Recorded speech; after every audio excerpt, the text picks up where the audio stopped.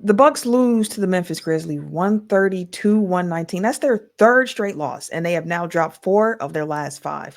What is the common theme with these Bucks losses? We'll discuss all of that and more on the other side of the intro.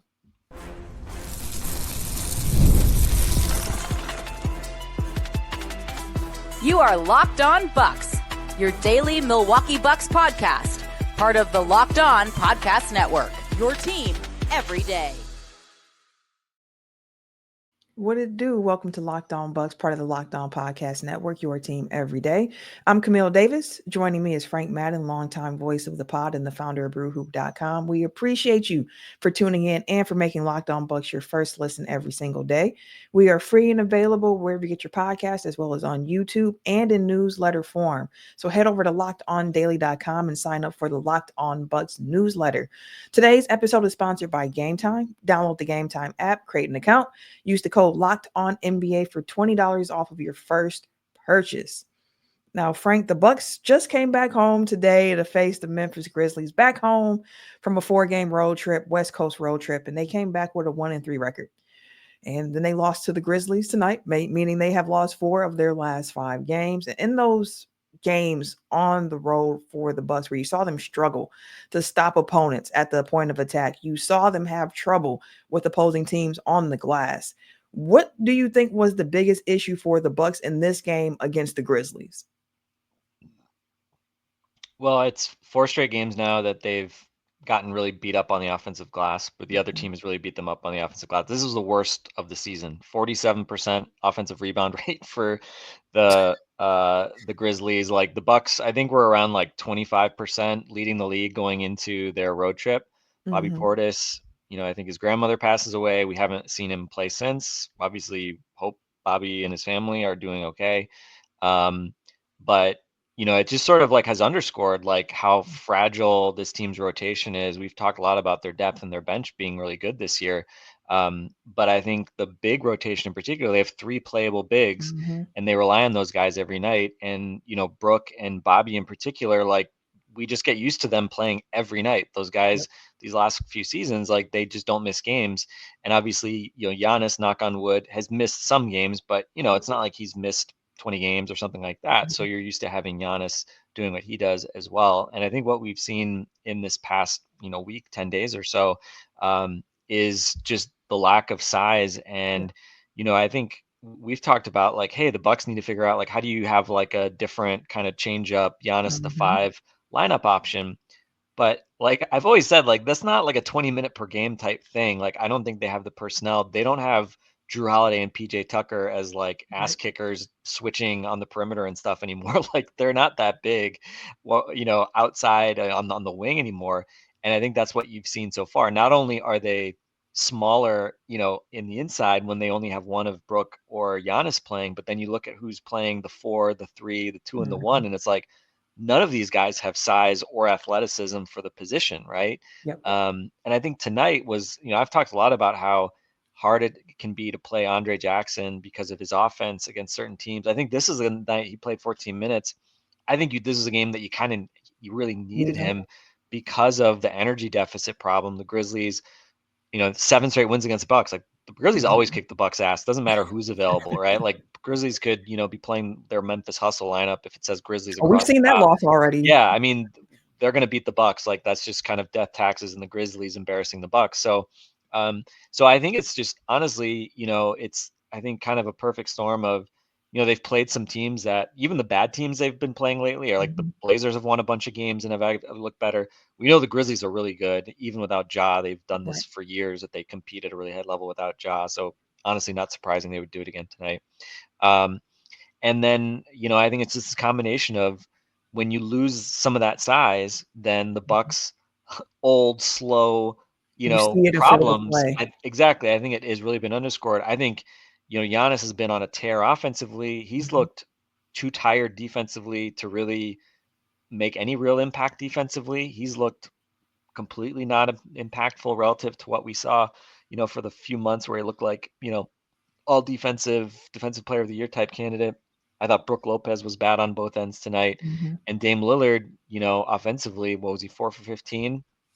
again, he was terrible in both of the Grizzlies losses this year. And it just felt like, once again, we saw a team throw energy at the point of attack against him, pressure him up and down the court, at times trap him, but I didn't think that was like really the biggest issue tonight. And that was just enough to kind of gum up the Bucks offense enough that, they just couldn't keep pace with a Grizzlies team that, again, the problem tonight was the Bucks defense again, which for a few months was not the Bucks problem. And now here these past 2 weeks, you just see this really interesting chain reaction. Bobby Portis, not a great defender by any stretch. But they still missed him. You miss him. Exactly. You miss him because if you can't get rebounds, you're going to be bad defensively, right? So I think it's just sort of like underscored kind of the tenuous nature of like a rotational ecosystem and the kind of what you need to kind of make that work. And a bunch of guys I think have not played well defensively that have been better at times. The point of attack has been really bad, just kind of across the board. And yeah, I mean, they've just looked just like such a flawed team. Yeah. Just taking away Bobby Portis, right? A guy that, and this is why I always hesitate to be kind of like full-throated trade Bobby Portis the way some people are, because they have to get a big back if they trade him. And that's why all this 3-for-1 stuff, like trading Bobby and Khris and Connaughton for like, one wing, even if that wing is like better than any of those dudes, like they got to add a big somewhere, because like Giannis clearly can't play center. He doesn't know how to do it. He's too tired, something. And Brook has looked, really bad here. He's looked really mortal of these past, like week 10 days in particular. So yeah, I mean, it just kind of like a lot of things just going wrong for the Bucks here defensively all at once. And, they got to pick themselves up and go into play the best team in basketball, arguably, in OKC on Monday. So good luck, Bucks. Have fun with that. Enjoy your 4th straight loss or whatever it's going to be. There are quite a few things that you pointed on that I definitely want to touch on. And for me, when looking at this Bucks team and like what's been like the biggest issue, the delicate balance that you mentioned is what stood out to me, of just like how thin the margin for error is with this Bucks team. It's very narrow. And when anything disrupts that balance, like it's tough for them to win. The defense has really been optional over the last 4 games that they lost. They lost to the Clippers. They gave up 127 points to the Clippers. Lost to the Trailblazers, gave up 125. Lost to the Spurs, gave up 144 to the Spurs. And then tonight, losing to the Grizzlies, giving up 132. Like, that's not good enough. The Bucks were outscored by 16 points in the second half as a whole. And most of that came in the 4th quarter. All of that really came in the 4th quarter, because although the Bucks gave up 37 points in the 3rd quarter, which is absurd, they had enough offense in the 3rd quarter to keep up, because they scored 41 themselves to at least keep that distance. But then come 4th quarter, the offense dried up and the defense still wasn't able to get stops. And that's been a common theme. Like, you got to get those stops. You got to get the stops. The defense has not been good for this team. And without Bobby Portis, as you pointed out, you just see how huge his absence is. Like, good defensive possessions, but if you don't get that board, the possession is not over. Like, it's not good defense until you end the possession with that rebound. And the Bucks have not been able to do that. And with Bobby Portis out, we've gotten quite a few looks now at these small ball Bucks lineups, because out of necessity, you got Giannis on the floor or you got Brook on the floor. You're trying to separate them as much so you have one big on the floor at all times. I want to talk about what we've seen from those looks so far. The sample sizes aren't large, but we've gotten a lot of it over the last 4 or 5 games here. So they're large, but they're terrible. Look, spoiler alert for the next segment there, guys. We'll talk more about that right after this.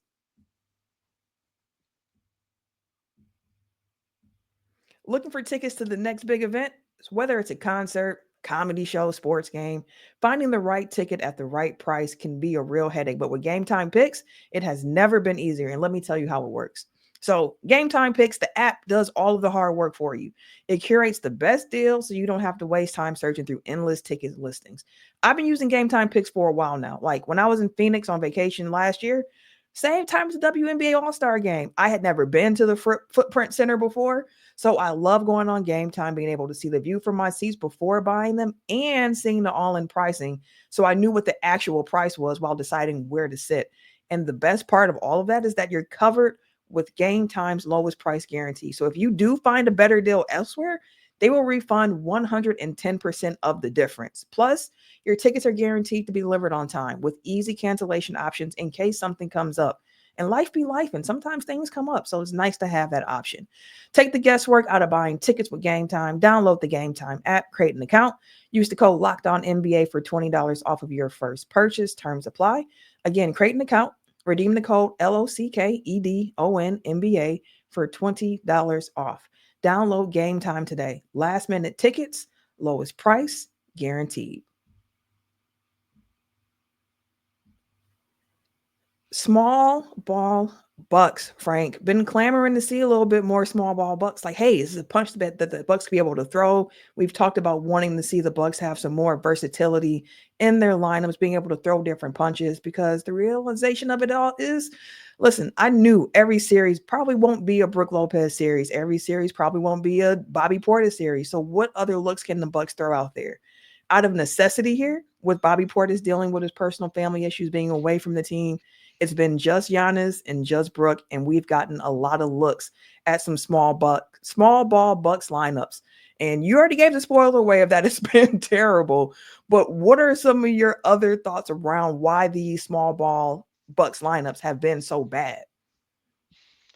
I mean, I think one thing, like if we think about Giannis, right? Like you're leaning really heavily on Giannis to like be the anchor of the defense. And I think the problem is like he's not a like stand in the paint and wait for guys to come at him type of defender. And I don't know why he's never really been able to get comfortable doing that. Like somebody like Anthony Davis is like very good at that, and they're Yeah. like roughly the same size. But like for some reason, like for Giannis is like at his best when he's like moving defensively. Like that's Mhm. what makes Giannis special, is like the ability to, switch and like recover and, be playing off of the ball on the weak side and rotate and meet a guy at the, at the rim coming out of nowhere. And it's like, it feels like when he's having to just be in the middle of that defense, I think you have to play somewhat aggressive.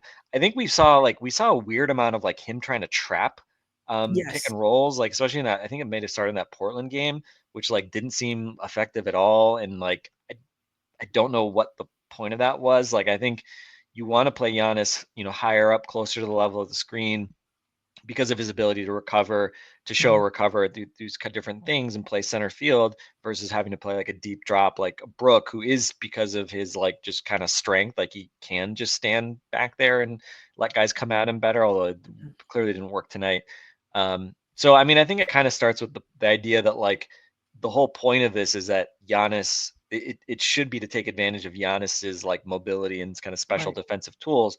And it feels like it hasn't done that at all. It just feels like Giannis has looked like he's out there just, getting overwhelmed. And part of the problem here is like you want to go small with Giannis at the 5 on your terms. Like you want to be able Mhm. to choose this because you think you have a matchup benefit that you can do. You don't want to have to do this because you have no other like way to field a lineup.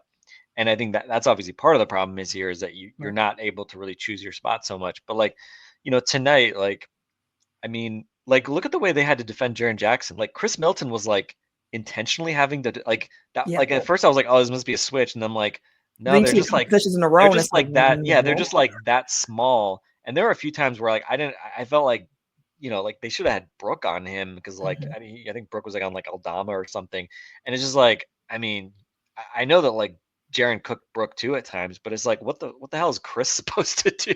Yeah. Like even Especially like when Jaren Jackson loves that like jump hook, and he does not matter how tall the opponent is yeah, for him. He's gonna hit that up.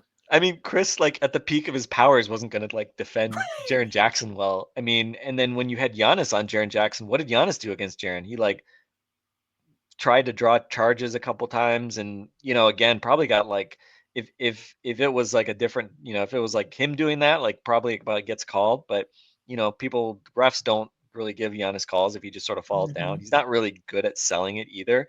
And then a couple, a few other times he just like shot right over him and didn't really have a problem. And we saw this happen in the Milwaukee game last year too. Jackson just annihilated Giannis and the Bucks in that game too.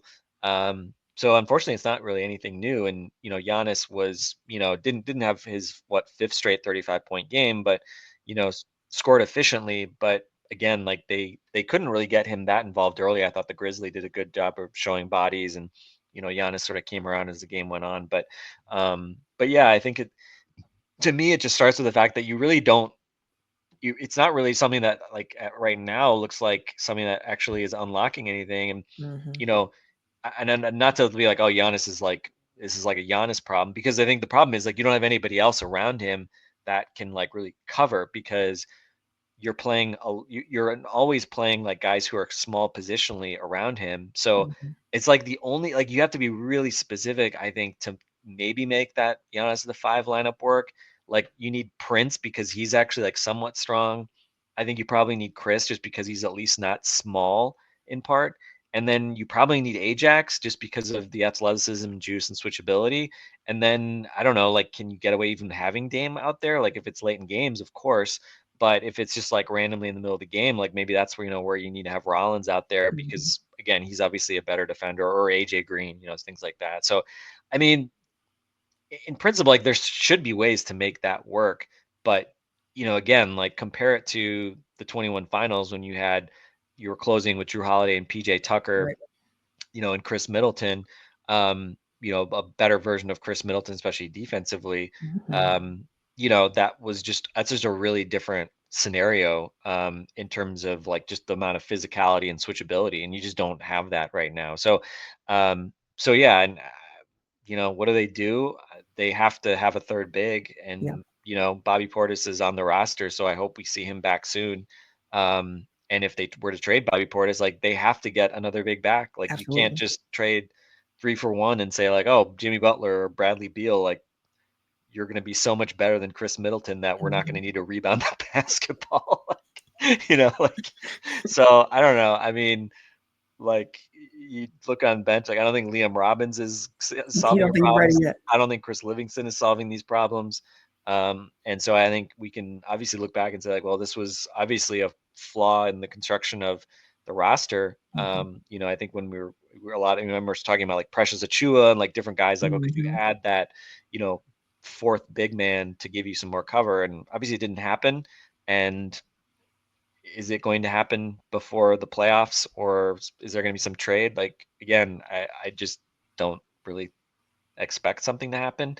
And I have made no comments on Twitter about any trade rumors because I just feel kind of like, I don't know. I'm not saying that they shouldn't do it. I'm not saying they shouldn't trade Chris Middleton or Bobby or Pat Connaughton or anything like that. Like I'll park my nostalgia on the side here, but Mhm.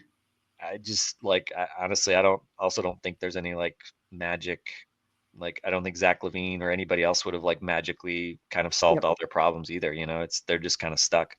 That's where I was too. Was like the trades that were being proposed for the Bucks, like none of them seem to fix everything enough to the point where it's like that's the move that you should make because it's going to take you to the next level. And this Bucks team has a few different glaring gaps on it.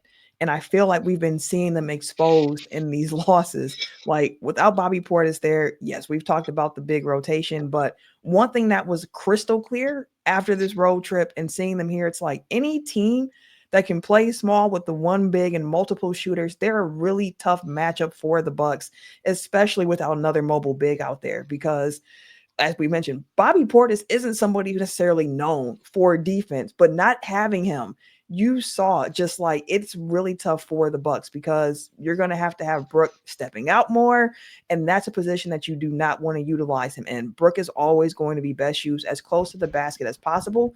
So in situations where you have shooters and he has to go out there and defend the perimeter, or he has to close out two shooters, like it's difficult. The trek back to the closeout for Brook Lopez is normally going to be a long one and a slow one. So it doesn't work necessarily well. And when Giannis has been that lone big out there, as you mentioned, he's looked overwhelmed at times. And I don't think it's even all on him because if the point of attack defense is also porous and your last line of defense is just Giannis, you don't have another big out there next to him to help clean that up. It causes so many other problems where it's like you can look at one thing and say, hey, this isn't working. But everything works in connection with one another to a point where you're like, it's just broken in a few different places for the Bucks. And defense is where they've been hanging their hats. But over the last 5 games, even in the game they won against Utah, like it hasn't been as clean and as pretty as we have seen at times earlier on in the season, which has been a bit disappointing because in this game against Memphis, it's like if you can get a stop, you can probably find a way to win this game. And they were not able to get any stops. So it's a And I, tough I thing think, to do. and I think it just felt like when I was watching this game, Camille, it just felt like there were constantly like Grizzlies driving to the basket. they would space the Bucks out, and then there'd be a Grizzly driving to the basket, and it would be against someone that Grizzly was as big or bigger or slash more athletic than, and it was like, oh, that guy can't really stop him from getting a good look. And then there wouldn't be anybody to help. And it was just like, oh yeah, Scottie Pippen Jr. just got another layup, There or he goes. whoever, pick your poison. And it just felt like the Bucks, were not able to, especially in the paint, they were not able to really like make the Grizzlies feel crowded. They just got really stretched out, spaced out. And it's like one of those things. You look at the box score, I felt like the Grizzlies like made a bunch of threes, and I look at the box score, it's like Looks the like they did it. Bucks had a much better 3-point shooting game than the Yeah. Grizzlies. Like that's what's scary is like the Bucks ended up getting their ass kicked in the fourth quarter, and they had like if this had been an even 3-point shooting game, like it would have been just an obliteration. Like, and so that just speaks to again like the math game that we sometimes talk about. Like just look at when you're looking at, if you want to be like a smart box score watcher, watch the number of just field goal attempts. Look at the number of field goal attempts for both teams, and just see like again the Bucks have just gotten into this thing where they have so many games where they take 10 to 15 fewer shots. What was it tonight? Camille, do you have the regular box score? The Bucks took 91 shots and the Grizzlies took 107. Yeah, so 16 fewer shots tonight. I mean, that's It's hard. to win that way. And what was the free throw disparity? The free throw disparity in this one was the Bucks went 11 of 19 and the Grizzlies went 14 of 22. Yeah, so I mean, you didn't even get like it's one thing if you take fewer shots because you shoot a ton of free throws or something like that, but like they shot fewer free throws, made fewer free throws, and took 15 fewer shots. It's like, well, how are you going to beat like a good NBA team having 15 fewer shots at the basket? Like while giving up 30 more points in the paint, because the Grizzlies had 66 points in the paint, the Bucks had 36. Like yeah. So it's just again, this has been a math thing the Bucks have struggled with all year because and previously the problem was the Bucks didn't get their own offensive rebounds. They were good at I mean again, their defensive rebounding had really come around. So even though they were good at defensive rebounding, they didn't get extra opportunities for themselves. They were the worst in the league, and they still are the worst in the league in offensive rebounding. And they've generally been worse, not like horrendously worse, but they've been worse in terms of turnovers as well. So again, like look at second chances, the offensive rebound differentials, and look at the turnover differences. And again, that is going to tell you how many more shots, it's going to correlate very closely with the other team just getting a lot more shots. And it's just been something the math the Bucks have had to overcome all year. And, so how do you solve for that? Again, like it's hard because you could just start playing, I think like playing Ajax more, from a rebounding perspective, like that would be part of what could solve that. I mean, really on both ends, right? Because his athleticism translates into rebounds on both ends. But we've obviously also talked about just the issues that it causes with him, and just the way that teams just don't guard him. But I do want to say this. I feel like I've really liked his aggression that he's shown trying to take shots. He did have that one play where like he got an alley-oop that I don't remember what game that was. He like turned out the air, threw the ball to the corner. Literally looked like he was about to like alley-oop dunk and then in midair pass it out to a corner three. But I think he's been better at trying to attack when he like catches in the middle of the paint and has like a room. And he hit a 3 tonight, and his 3-point percentage has been totally adequate. So it hasn't always been pretty with him either. Like some of it's been clunky offensively, but to see him taking the strides and attempting it is really important for him to going forward. But I think the thing too is like, I mean, you don't have to play him like with Giannis all the time, right? And that's my main thing against the starting group is I would want to break him up from Giannis as much as possible. I think him playing with Dame is much less of an issue, and I think if he plays with Dame, I would look to use him as like a screener, because if especially if teams are hiding bad defenders on him, then I would want to use him in screening actions with Dame to like make that person have to do something. So yeah, I mean it's tough, and tonight I think you just look at some of the bench performances. I mean, Gary Trent was over. It's tough to win like that. AJ Green. I mean, here's the thing we talked about, right? Is like with AJ and Gary Trent, this was like the upside normally is that like one of them always seems to shoot well. And Mhm. tonight it was AJ. He had that huge three at the end of the third quarter as well. He looked back to himself, which is, great to see because he obviously had been dealing with that quad issue. And Khris Middleton's weird season Oh man, continues. listen. Like last 5 games, I think he's like true shooting percentage is like 70. It was 74% on the road trip, even though he got scoreless in 2 of the games. Which is nuts. Wait, we So got to talk weird. about that because So weird. the fact that he went scoreless in 2 games on that road trip, 2 out of 3 games, like that was the first time in his career that has ever happened. But let's take a quick moment here to pause because I do want to talk a bit about what the Bucks have up in front of them tomorrow. There were some We good have games. to, Camille. Do we have to We talk have about to, what's going to Frank. happen We tomorrow? got to. Okay. There were some things in this game that I was like, I would love to see that carry over against the Thunder, and then some things, of course, need to change. So let's kind of talk about some of the things that we hope carries over against the Thunder and some things that need to change in order to try to get a very difficult win on the road against a Thunder team that I think is going to have some motivation to, put their stamp on this Bucks team. So let's talk about that right after this.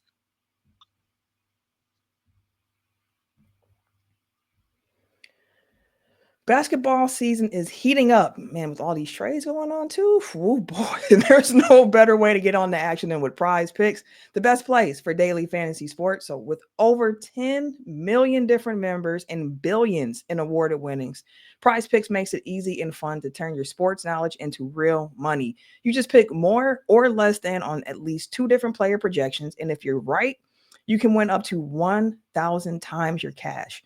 The best part is that Prize Picks keeps it really simple. You can set those lineups really quick, like less than 60 seconds quick. And plus, with their fast, secure withdrawals, that means you can get paid quickly when you do win. Plus, they have like the Taco Tuesday promo, which gives you discounted player projections for even more value. Check out the promos tab to tell any of the super sweet Millie winners big game lineups. If you tell a lineup that goes 3 for 3, you can win a split of a $1 million in promo funds. Download the app today. Use the code LOCKEDONNBA to get $50 instantly after you play your first $5 lineup. That's code LOCKEDONNBA for $50 instantly after you play your first $5 lineup. Prize Picks, run your game. Okay, Frank. OKC is up next. Second night of a back-to-back for the Bucks, a rematch of the NBA Cup final. Easy. But again, second night of a back-to-back. We do not know at this point if Bobby Portis will be available. It might be another situation where the Bucks are going in there really thin in the front court. And this Thunder's Bucks matchup is an interesting one because throughout the year with the Thunder, you've seen a lot of teams have to concede to what the Thunder are doing, like what you mentioned earlier of they're making you play small because you don't have an option against what they're doing. In that NBA Cup final game, it felt like the Bucks were able to dictate their size over the Thunder. Like, we're not switching up how we play. We're going to play with these double big lineups. We're going to do what we do. You're going to have to deal with it. And the Thunder did not have a way to deal with it. We do not know if that's going to be the case tomorrow. Again, second night of a back-to-back.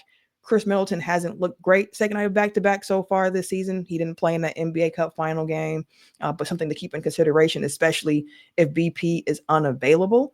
So heading into OKC, Frank, what do you hope to see from the Bucks? Because one thing stands out to me, and you mentioned it earlier, but it was AJ Green having a good game, getting in the rhythm. He's kind of coming back from injury himself.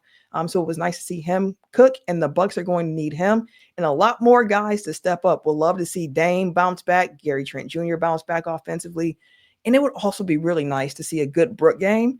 But again, it'll be interesting to see how size dictates this upcoming matchup against the Thunder. Yeah, I mean, in that NBA Cup final game, Hartenstein like floated the Bucks to death in the first quarter of that game, and then after that was, I'd say, pretty subdued. So I don't know. I mean, on the one hand, I think with the way that the Thunder like to play, I think it's probably a game where there's not as much of a natural role for like the third big man anyway. But the Thunder are so good. I mean, So good. like I think you just need another like double outlier shooting performance type game like you had in the NBA Cup final. Like I definitely at this point, especially with the way the Bucks have been trending, the idea that the Bucks are going to go in and be able to win without having like a big 3-point advantage just seems very unrealistic. So we'll see. And again, like how much does the revenge factor matter? I don't know, because it's not like the Thunder are a team that like don't play hard every night, or like, Right. are not a well-oiled machine. Like, I mean, they pretty much like kick ass every night. So I honestly don't know how much it's going to matter. Like, they could easily blow the Bucks doors off, irrespective of the NBA Cup final. But I will say this is why I was super excited about the NBA Cup championship, Mm-hmm. because we don't know if this Bucks team can be trusted to do anything in the playoffs. And so winning anything was actually like really fun and cool and enjoyable. And like, I don't know, the people that like didn't like, I don't know, like, I know probably wasn't a lot of people, but I saw a few people who were kind of, they're like, oh, well, it's a fake thing. It's like, well, like if it disrupts the Bucks, like, if they have like the curse of the NBA Cup and it hurts them for the playoffs, then that's like a net negative. It's like, no, it's a net positive. Like, I'm happy to Thinking with win that. anything. Like, this team, the odds of, any team winning a championship, unless you're like a juggernaut, odds are always very stacked against you. So, Mhm. so especially this team, and certainly what we've seen so far, like, hey, at this point, like if they're a second round team, like that's probably on the higher end of outcomes, I think. And I don't see anything at the trade deadline sort of appreciably changing that. But, as we've seen, right? Like, you just got to get to the playoffs and be healthy and hope Mhm. that your main dudes play like main dudes, and Yeah. we saw that in 21. They could have been a second round out easily in that series. Easily. They If Kevin almost Durant were. didn't have that foot over the line. Well, I don't like Camille. I don't like that. I had to do it to you, I Frank. whatever. But I mean, they needed all those injuries against the Nets to get through the Nets series, and then now you're playing the Hawks, and then Bucks had their own major injury with Giannis. They Yeah. overcome that, and they next thing you know, we're celebrating the first championship in 50 years. So, or last year even too. I mean, the Pacers, like, were the Pacers great against the Bucks in the first round? No, right? Were they great in the second round? I don't think they were better. I think they were definitely better in the second round, but that went 7 games, I guess, too, and then next thing you know, they're in the finals. So, Mhm. or the East finals. So again, like, so much of it is just like kind of getting the point where that you give yourself a chance. But I mean, the Bucks with this loss, like, they're now in fifth behind the Yeah. Pacers, and so I think it's absolutely crucial that the Bucks keep to the fourth spot. I don't think it's realistic for them, based on everything we've seen, to catch the Knicks for third or anything like that. Mhm. As much as the Celtics have had some wobbles, like, come on, like this Bucks team is not going on some huge Like, run. it's mathematically possible, but how realistic is it? Exactly. Yeah. Hashtag never trust the Bucks to come back and win to get to more than the fourth seed, I think, this season. Like, I think that's sort of the ceiling for this team in terms of the regular season. So they kind of have to get their act together, to do that. And I mean, again, like, I just don't know.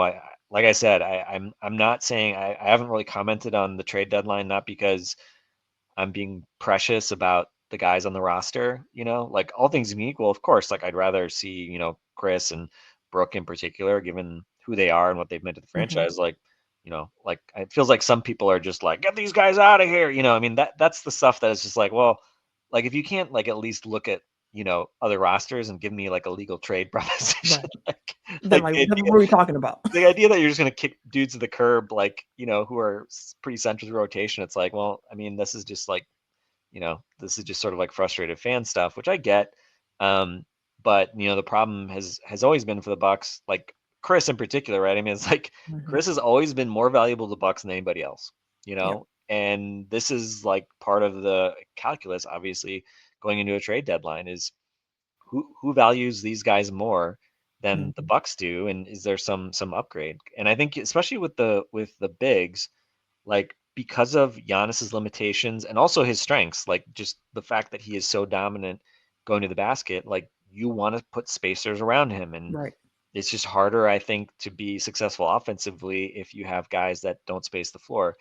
I mean, it's also been basically since like John Henson that the Bucks had a center like that, who like wasn't really a spacer, and even Henson started And Bud shooting had him threes. shooting threes still. Yeah, exactly. And I think he was low 30. I mean, he was like actually okay. But Rolo is probably the other guy, right? But Rolo shot like kind of the similar thing. So yeah, I don't really know, but I feel like a lot of times people just sort of get in their heads like, oh, like because the Bucks are sniffing around like that, there's like a more likely than not that something does happen. Mm-hmm. And as active as Horst has been historically, I think with this roster and the lack of picks that they have at their disposal, It's tough. Not to mention the CBA making things tough with them being exactly, a second yeah, team. yeah. I think it's just really hard to construct something that makes sense. And I would say at this point, I think if the Bucks do make a trade, it will probably be something that like is not, especially with like Levine being gone, right? Like Mm-hmm. Beal again, like Beal's been so bad. Like the I just Suns don't have been understand so the bad with concept of it. Beal, and like the contract is so horrendous. Like you literally can't put anybody around your team the next like 2 years if you add that huge contract. So not to mention like the lack of depth for the rest of this year. You may be just kind of like basically writing your own death certificate with him this year. So so I would say if the Bucks make a move, I mean, I certainly think there's still a possibility of that, but I Yeah. would guess it may be something more, like out of left field. And I was spitballing, with some people over the weekend, just like what else could they do to give them like, if it's not like the Khris Middleton upgrade type trade, Mm-hmm. right? Like What can try you do on the margins to like help improve yeah, this team? or not even necessarily on the margins, but like just something that gives them a different Look, dimension, right? yeah. And I I'll just throw this out, not like in terms of like, oh, like this is what they should do or whatever, but like I was just trying to think about it, and I couldn't think of a way that the Bucks could really structure it that made sense for both teams. And again, especially with the second apron stuff, a lot of stuff the Bucks have to do would have to involve, two other teams, which Mm-hmm. immediately makes like the degree of difficulty Difficult. really hard. Yeah. But it was like, do you remember when they were connected to John Collins like two years ago, Mm-hmm. I think? And it was like a very random thing that they were connected to John Collins, because it was like, how do you even add him? He makes like 26 million a year. And Right. like, what would that even have looked like? And honestly, I was thinking, I was like, if they're that like set on getting rid of Portis, or like they're willing to like throw Middleton in a trade, etc. I was kind of thinking like, maybe is it like, do you try to add like a super athletic, offensive sort of hybrid big man like Mm-hmm. John Collins, like Brandon Clark, who we saw tonight, kind Yeah. of was, whatever tonight. But he's a guy who makes basically Bobby Portis' salary. Rob Williams, is a guy that has been mentioned a fair bit. Mm-hmm. He's basically has like Bobby's salary that could be matched. Again, like not that the Blazers need Bobby given their big man depth as is, but yeah, I've been kind of like going back to maybe something in that vein. But I don't know. And again, it's just like, I think the big question is just like, how desperate are the Bucks going to be come, the trade deadline here over the next few Yeah. days? I And think it's that question, and also like, what are you trying to accomplish at the deadline? Then, like, what are you looking to upgrade? Because we've pointed to a few areas where they have some struggles. That it's like, are you trying to get a different type of big on the rotation? Are you looking for that wing stopper? Or for another shot creator, another ball handler? Like, what is it that the Bucks are going to really be looking to target at the trade deadline? Which, honestly, as cruel as it might seem to some listeners here, sounds like a good place to end, because we could talk a lot more about the Bucks trade deadline. I know that we are trying to get a date on the calendar for us to join Justin and have this conversation this week before the deadline. So I think this is a good place to stop it for here. It's kind of like a tease of what else we're thinking about the Bucks heading into the trade deadline. But up next for the Bucks, OKC Thunder, as we mentioned, second night of a back-to-back. So Monday night in OKC against the Thunder. We will be back for another post-game show after that one. Hopefully a surprising Bucks win over the Thunder, putting it out in the atmosphere, speaking into existence. So we'll be back with more Locked On Bucks after the Bucks Thunder game. So stay safe, everyone.